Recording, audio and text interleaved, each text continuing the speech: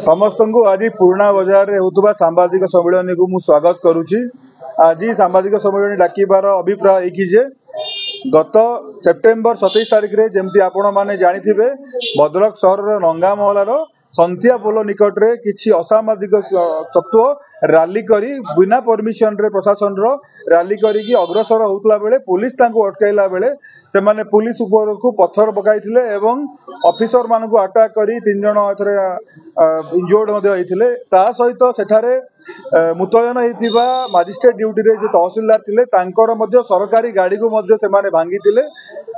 एही जो संक्रांत रे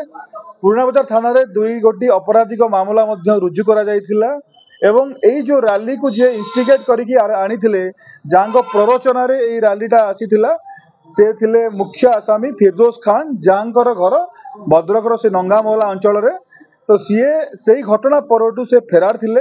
एवं बहु चेष्टा पर से गतकाली जेते बेले भद्रक टाउन रो अन्य एक अपराधिक मामला रे सी जेते बेले जामीन पई हमर भद्रक कोर्ट को जाइथिले न्यायालय को जाइथिले सेते बेले प्राथमिक सूचना पाई हमर पुलिस टीम तांकु सेठारु धरिथिला एवं हमर जो पुराणा बजार रे तांको नार जो अपराधिक मामला अछि तन्मध्यरु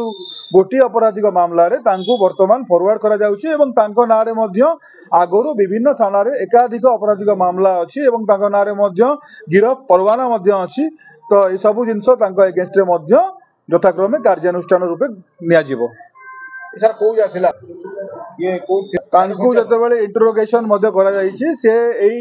अपराध घटाइला परे से फेरार ही हमर राज्य तथा देशर विभिन्न जगह से अलग अलग जगह से लुचि बुलुथिले तांको मध्य ट्रैक करिया चेष्टा कराइतला। तो गतकाली से सफलता पुलिस को मिली।